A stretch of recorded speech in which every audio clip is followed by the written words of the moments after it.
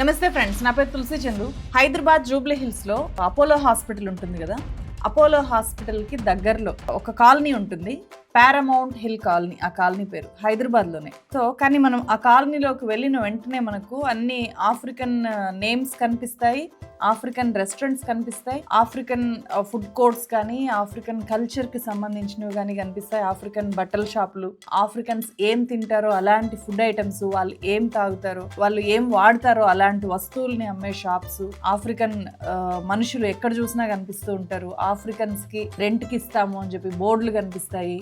అదొక African colony లాగా ఉంటుందన్నమాట హైదరాబాద్లో. దానికి మెయిన్ రీజన్ ఏంటి అంటే ఈ అపోలో హాస్పిటల్కి ఎక్కువ మంది మెడికల్ టూరిస్టులు వస్తారు. వాళ్ళలో ఆఫ్రికన్స్ చాలా ఎక్కువ మంది ఉంటారు కాబట్టి అపోలో హాస్పిటల్కి దగ్గరలో ఏకంగా ఒక ఆఫ్రికన్ కాలనీనే ఉంది.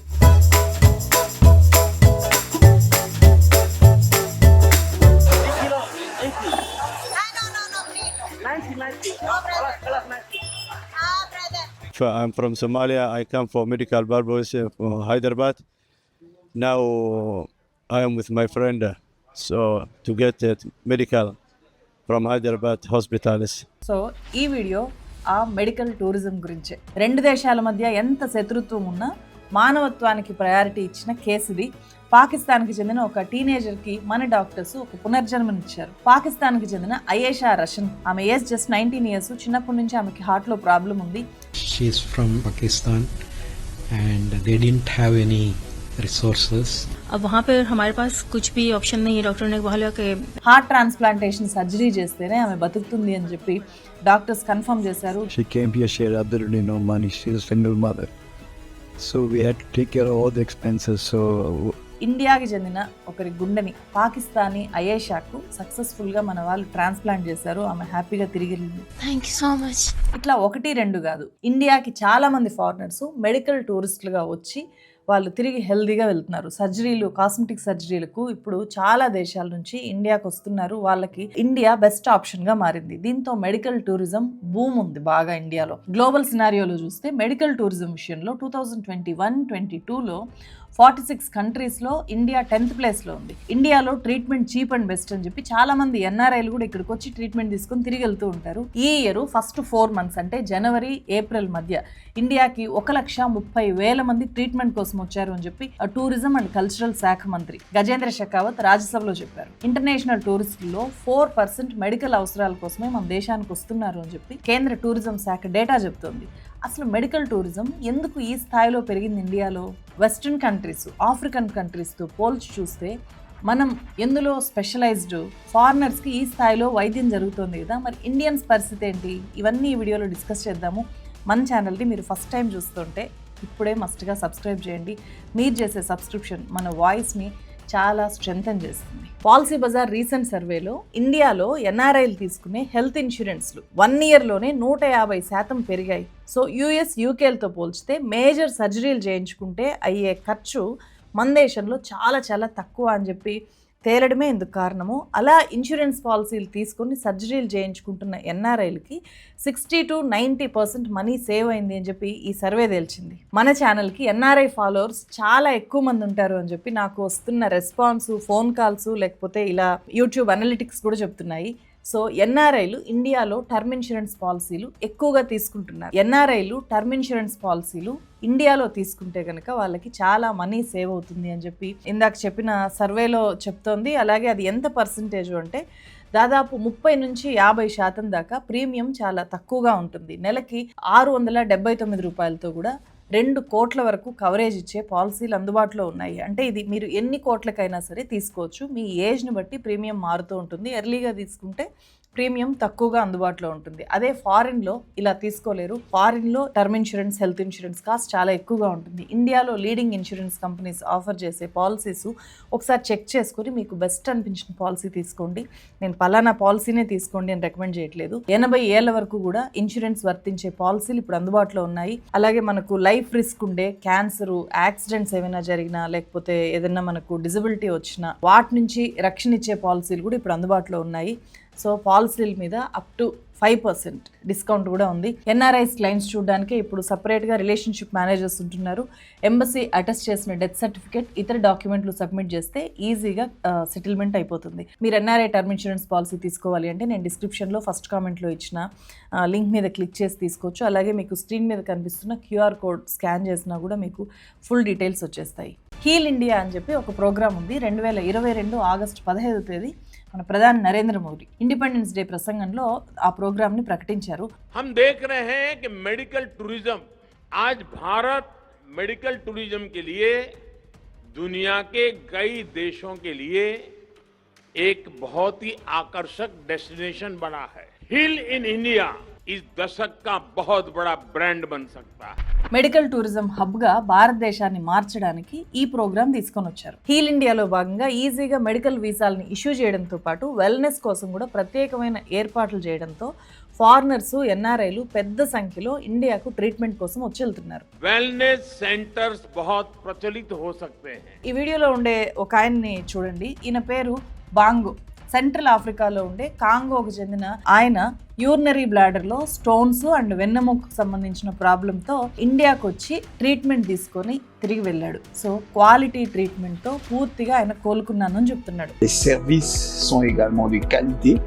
Nous avons été aussi bien reçus et donc on a été très très contents. కాంగోకు చెందిన ఇంకో పేషెంట్ పేరు రాబర్ట్ కొన్నేళ్ల నుంచి ఆయన షోల్డర్ పెయిన్ తో సఫర్ అవుతున్నాడు. చాలా కంట్రీస్ తిరిగాడంట. 5-6 సర్జరీస్ ఫెయిల్ అయ్యాయంట. ఇంకా తగ్గుతుంది అనే ఆశ కూడా లేదంట అతనికి. లాస్ట్ ఆప్షన్ గా అతను ఇండియాకి వచ్చాడు. గురుగ్రామ్ లో షాల్బీ నగర్ ఇంటర్నేషనల్ హాస్పిటల్లో doctor Rajesh team latest technology సాయంతో మెష్ ప్లాస్టీ అనే సర్జరీ చేసి అతని భుజాన్ని ఇంచుమించుగా రీకన్స్ట్రక్ట్ చేశారంట. సో నర్వ్ డ్యామేజ్లన్నీ కూడా సెట్ చేసి ఇప్పుడు రాబర్ట్కి ఒక కొత్త లైఫ్ ఇచ్చారు. అతను హ్యాపీగా తిరిగి వెళ్ళాడు. అమెరికాకు చెందిన ఒక ఫాదర్ డాటర్ కూడా అంతే. తండ్రి Earl Sorrells age 75 years, hyper టెన్షన్తో కిడ్నీ ఫెయిల్ అయింది ఆయనకి. కూతురు జెన్నిఫర్ తన కిడ్నీ ఇస్తాను అని చెప్పి ముందుకొచ్చింది. తండ్రికి ఆ ఏజ్లో కిడ్నీ మార్పిడి సర్జరీ చేసి లైఫ్ రిస్క్లో పెట్టలేము అని చెప్పి అమెరికన్ డాక్టర్స్ చేతులెత్తేసారంట. అప్పుడు వాళ్ళు ఇండియాకి వచ్చారు. సో ఇండియాలో కిడ్నీ ట్రాన్స్ప్లాంటేషన్ సర్జరీ చేయించుకున్నారు. ఇప్పుడు ఆ తండ్రి కూతుర్లు ఇద్దరు ఆరోగ్యంగా ఆనందంగా తిరిగి అమెరికాకి వెళ్ళారు. I've loved my experience here in India. It's really been interesting. I love it. Everyone's been so helpful and they're very kind. The doctors and the team were right on top of everything. I didn't have no worries, and by the time I got to surgery, I felt like I was at home. No problem. Covid తర్వాత ఇండియాలో ఈ medical tourism అనేది బాగా పెరిగింది. 2020లో 1,80,000 మందికి పైగా treatment కోసం ఇండియాకు వచ్చి వెళ్లారు. 3 ఏళ్లలో వాళ్ళ సంఖ్య ట్రిపుల్ అయింది.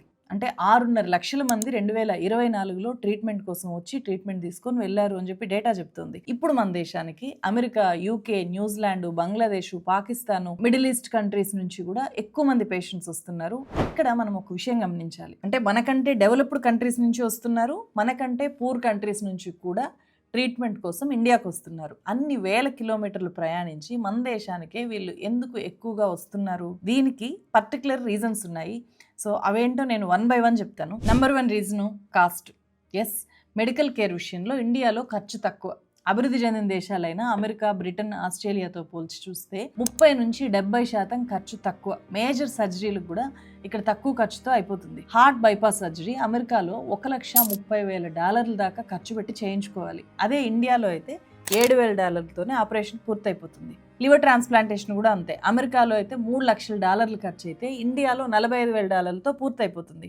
అంటే 80% ఖర్చు తక్కువకే ఇక్కడ ట్రీట్మెంట్ పూర్తయిపోతుంది. ఖర్చు పెట్టే వాళ్ళ స్థాయిని బట్టి మంచి మంచి కార్పొరేట్ హాస్పిటల్స్ కూడా ఇక్కడ ఉన్నాయి. నేను ఒక న్యూస్ పేపర్లో హెల్త్ జర్నలిస్ట్గా పనిచేసినప్పుడు ఈ మెడికల్ టూరిజం మీద చాలా హాస్పిటల్స్ తిరిగి చాలా స్టోరీస్ నేను రాశాను. సో కార్పొరేట్ హాస్పిటల్స్లో చాలా పెద్ద పెద్ద వార్డ్స్, వింగ్స్, డిపార్ట్మెంట్సే చాలా పెద్ద ఎత్తున ఎన్ఆర్ఐ పేషెంట్స్ కోసము అండ్ ఫారిన్ పేషెంట్స్ కోసము ఆ హాస్పిటల్స్ మెయింటైన్ చేస్తున్నాయి. సెకండ్ రీజన్ ఏంటంటే technology. Heart, kidney, liver replacement, knee replacement, వీటన్నిటికీ కూడా ఇప్పుడు మన దగ్గర రోబోటిక్ సర్జరీస్ వచ్చేసాయి. కాస్మెటిక్ సర్జరీలో అయితే మొత్తం మెడికల్ టూరిజంలో 30% మార్కెట్ కాస్మెటిక్ సర్జరీస్దే మన దేశంలో. సో శరీరం మీద పెద్దగా కోతలు లేకుండానే సర్జరీలు చేసేసే ఎక్స్పర్ట్ డాక్టర్స్ మన దగ్గర ఉన్నారు. Cardiology, oncology, orthopaedics, dental, fertility ఈ డిపార్ట్మెంట్స్ లో ఎక్స్పర్ట్ డాక్టర్స్ మన దగ్గర ఉన్నారు. ప్రపంచంలోనే అత్యంత నిపుణులైన 25 లక్షల మంది వైద్యులు ఇండియాలో ఉన్నారు అని చెప్పి రిపోర్ట్స్ చెప్తున్నాయి. వీళ్ళంతా మెడికల్ టూరిజం బూస్ట్ చేయడంలో కీ రోల్ పోషిస్తున్నారు. మనకు ఒకవైపు డాక్టర్ పేషెంట్ రేషియో చాలా తక్కువగా ఉంది అని చెప్పి మనం ఇండియాలో ఉండే పేషెంట్స్ స్టోరీస్ చెప్పినప్పుడు నేనే గతంలో కూడా చెప్పాను. కానీ మెడికల్ టూరిజం విషయంలో మాత్రం ఎక్కువ మంది డాక్టర్స్ కార్పొరేట్ సెక్టార్లో పనిచేస్తుండడం వల్ల, కార్పొరేట్ హాస్పిటల్స్కి పనిచేస్తుండడం వల్ల ఇక్కడ ఎక్స్పర్ట్ డాక్టర్స్ ఎక్కువగా మనకు కనిపిస్తారు. సో 5G సేవలు అందుబాటులోకి వచ్చిన తర్వాత టెలిమెడిసిన్ కూడా బాగా డెవలప్ అయింది. ఢిల్లీలో ఉండే ఒక పేషెంట్కి 40 కిలోమీటర్ల దూరంలో అంటే గురుగావ్లో నుంచి ఒక డాక్టరు టెలిమెడిసిన్ ద్వారా రోబోని ఆపరేట్ చేస్తూ యూరినరీ బ్లాడర్ క్యాన్సర్కి సర్జరీని సక్సెస్ఫుల్గా చేశారు. సో ఈ technology south Asia, middle east, African కంట్రీస్లో లేకపోవడంతో ఆ దేశాల పేషెంట్స్ మన దగ్గరికి ఎక్కువగా వస్తున్నారు. థర్డ్ రీజన్ ఏంటి అంటే లాంగ్వేజ్. మన దగ్గర ఉన్న డాక్టర్స్, నర్సులు, మెడికల్ స్టాఫ్ అంతా కూడా ఇంగ్లీష్ మాట్లాడగలుగుతారు. అందరూ ఎక్సలెంట్గా మాట్లాడకపోయినా చాలా బాగా కమ్యూనికేట్ చేయగలుగుతారు మన వాళ్ళు ఇంగ్లీష్లో. ఫర్ ఎగ్జాంపుల్ చైనాలో వేరే దేశాల patients, African patients, middle east patients చైనాకు వెళ్తే అసలు కమ్యూనికేట్ చేయలేరు. అక్కడ ఉండే డాక్టర్స్, అక్కడ ఉండే స్టాఫ్ చైనా లాంగ్వేజ్ తప్ప ఇంకొక భాష రాదు వాళ్ళకి. సో మన దగ్గర ఆ పరిస్థితి ఉండదు, కమ్యూనికేషన్ ప్రాబ్లం ఉండదు. పేషెంట్ తను ఏ బాధ అయితే పడుతున్నాడో దాన్ని అర్థమయ్యేలాగా చెప్పాలి అంటే లాంగ్వేజ్ చాలా ఇంపార్టెంట్ కదా. సో వాళ్ళు చెప్పడానికి ఇండియాలో ఉండే హాస్పిటల్స్ చాలా వీలుగా ఉంటాయి. ఇక్కడ మెడికల్ స్టాఫ్, డాక్టర్స్ అర్థం చేసుకోగలుగుతారు. అలాగే ఇంగ్లీష్, హిందీ వచ్చే డాక్టర్స్ మన దగ్గర చాలా ఎక్కువగా ఉంటారు కాబట్టి వెస్ట్రన్ కంట్రీస్ నుంచి, అలాగే ముస్లిం కంట్రీస్ నుంచి కూడా ఎక్కువగా పేషెంట్స్ మన దగ్గరకు వస్తుంటారు. అలా లాంగ్వేజ్ అనేది కూడా ఇక్కడ one of the main reasons. Fourth reason, ఇక్కడ మెడికల్ వీసా చాలా ఈజీగా వస్తుంది. ట్రంప్ మళ్ళీ వచ్చిన తర్వాత వీసా రూల్స్ అన్ని కూడా చాలా స్ట్రిక్ట్ చేసేసాడు. కానీ ఇండియాలో అంత కష్టం కాదు, స్ట్రిక్ట్ ఏం కాదు వీసా రావడం. సో అందులోనూ ట్రీట్మెంట్ కోసం మెడికల్ వీసాలు అయితే చాలా ఈజీగా ఇచ్చేస్తున్నారు. 171 కంట్రీస్లో ఉండే ప్రజలకు మెడికల్ వీసాలు చాలా సులభంగా ఇప్పటికే ఇండియా ఇచ్చింది. 2025-26 బడ్జెట్లో మెడికల్ వీసాలను చాలా ఈజీ చేశారు. ఇండియాలో ట్రీట్మెంట్ కోసం అంటే వీసాలు మాత్రమే కాదు, హోటల్, సర్జరీ, ఇతర ఖర్చులు ఉంటాయి కదా, వీటన్నిటిని కూడా ఒక ప్యాకేజ్ రూపంలో కూడా హాస్పిటల్స్ ఆఫర్ చేస్తూ ఉంటాయి. అందుకే మెడికల్ టూరిజంలో 14 to 50% గ్రోత్ ఎవ్రీ ఇయర్ ఉంటుంది అనే అంచనాలు ఉన్నాయి. ఇంకా fifth reason waiting period. Developed కంట్రీస్లో ఎప్పుడు కావాలంటే అప్పుడు డాక్టర్ అపాయింట్మెంట్ అస్సలు దొరకదు.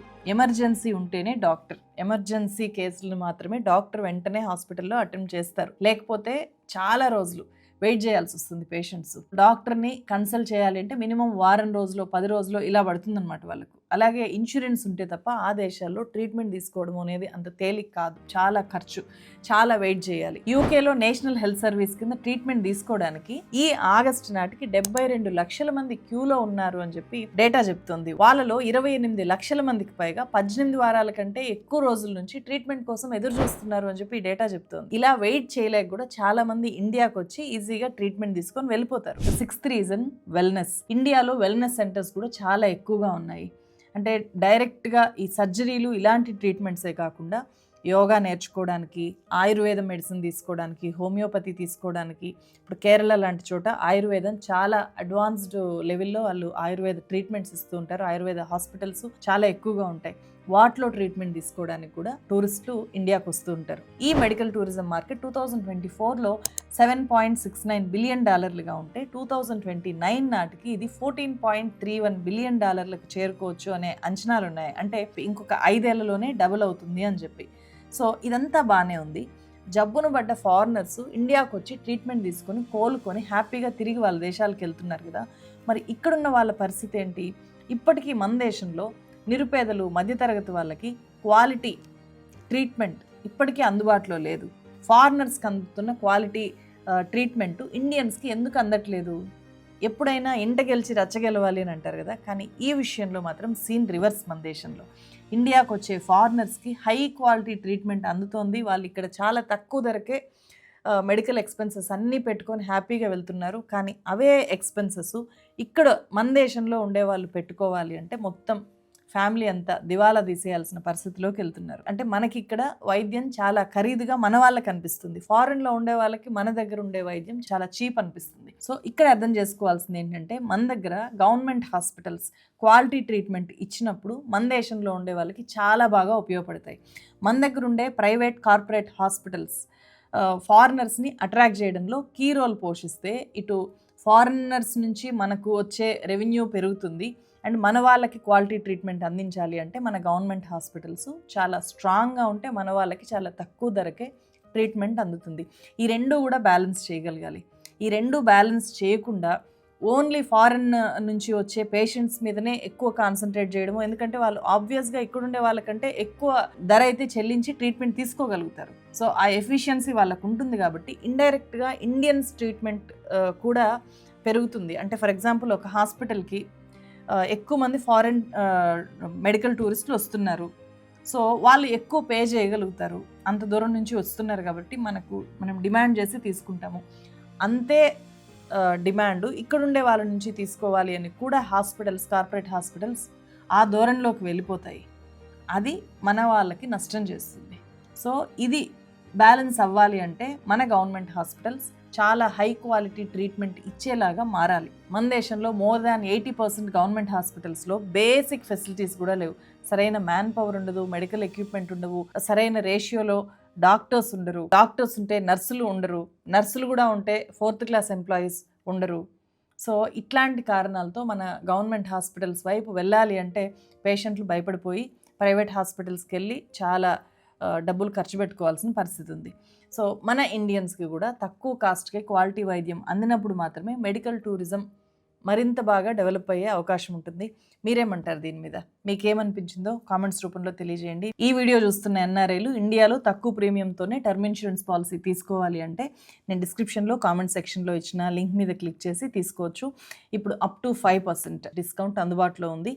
ఈ అవకాశాన్ని ఉపయోగించుకోండి. అలాగే QR కోడ్ని స్కాన్ చేసినా మీకు ఆ డీటెయిల్స్ వస్తాయి. మరో వీడియోతో మళ్ళీ కలుస్తాను. Thank you so much.